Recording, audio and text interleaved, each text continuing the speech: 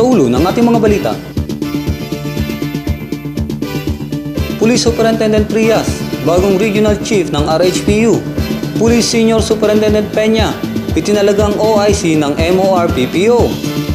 Batas na pagbabawal sa paggamit ng wangwang, sinunod maging ng mga manininda. 21 na pinagbabawal na siren na kumpiska sa rehiyon.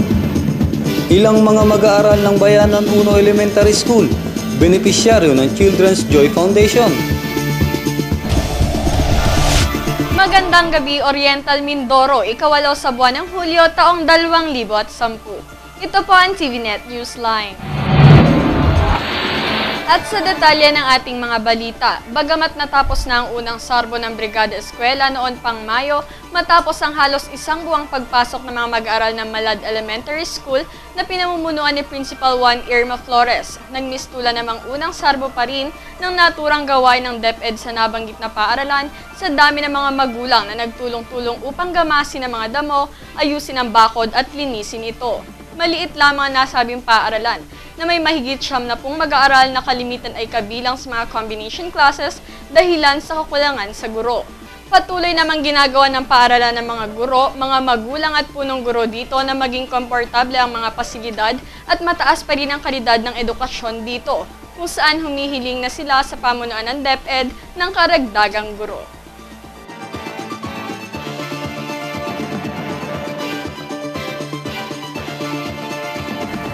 Samantala, ikawalo ng Hunyo nang formal nang tanggapin ang pamunuan ng Divine Word College of Calapan sa lungsod sa pamumuno ni Father Anthony Ibarra Fabella, presidente ng naturang paaralan ang pagiging examination center ng Philippine Military Academy Entrance Examination na gaganapin sa ika-29 ng Agosto. Una, siyempre, ang Divine Word College naman open sa mga, lalo na sa mga ganitong mga activities, lalo-lalo na nga available naman yung facilities. Meron namang halimbawa itong gym.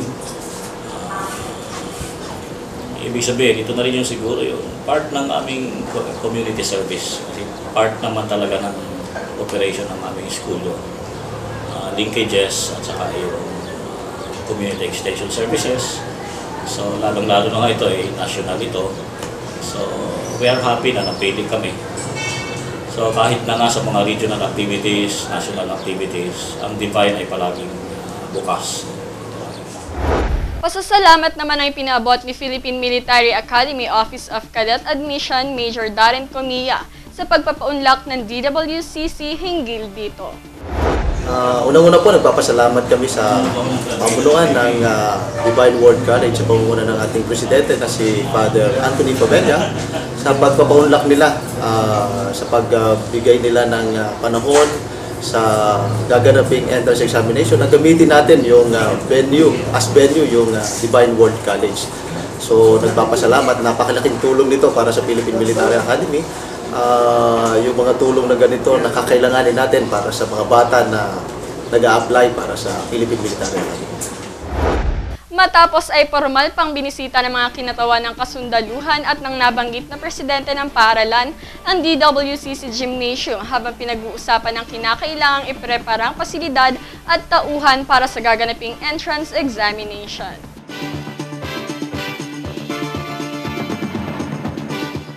Susunod, batas na pagbabawal sa paggamit ng wangwang sinusunod maging ng mga manininda. 21 ipinagbabawal na siren na kumpiska sa rehiyon. Antabayan ang iba pang mga balita sa amin pong pagbabalik. Welcome to Monte de Oro Homes. With units designed to cater to the convenience and comfort of its residents, Monte de Oro Homes is a haven for countryside living. A perfect place for those who would want to combine green living with modern-day facilities and amenities. Our model unit types: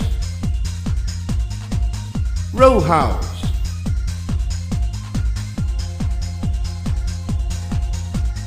single attached or detached,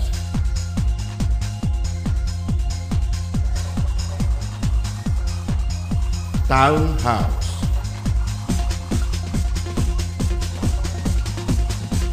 all units are fully finished upon turnover. House and lot package starts at 700,000 pesos. Housing loan can be made through banks and our leading partner, Pag-ibig Fund. With monthly amortization as low as 4,500 pesos or just 145 pesos a day. HLURB licensed to sell 21191. Owner and developer, Consoville Realty Development Corporation. Enjoy these amenities.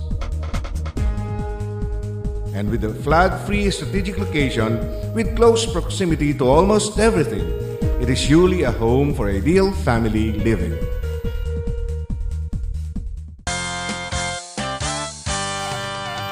Enjoy life to the fullest at Monte de Oro, Monte de Oro. Enjoy life to the fullest at Monte de Oro, Monte de Oro. A beautiful place, ideal for the whole family, for the family. Where the ambience is inspiring and the people are loving. A wonderful place for our kids to enjoy. A home for our satisfaction.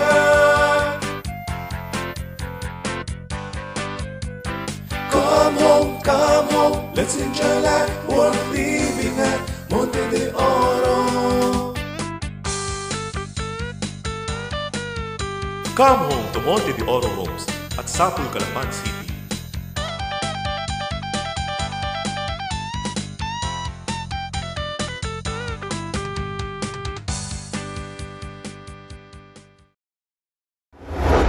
Kasabay ng unang regular na sesyon ng ika-5 Sangguniang Panlungsod kahapon, ika-7 ng buwang kasalukuyan, itinalaga na ang mga chairman ng iba't ibang komite. Chairman si Honorable Voltaire Brocal ng 3 komite tulad ng Committee on Economic Enterprise, Committee on Trade and Industry at Committee on Laws, Human Rights, Good Government, Public Ethics and Accountability. Hawak naman ni Konsehal Eric Apasa ng Committee on Infrastructure, Committee on Housing and Land Utilization. Si Honorable Asal Agua naman ang Chairman ng Committee on Environmental Protection and Natural Resources, Committee on Games and Amusement, at Committee on Transportation, Communication and Public Utilities, habang si Konsehal Edel Ilano naman ang Chairman ng Committee on Cooperative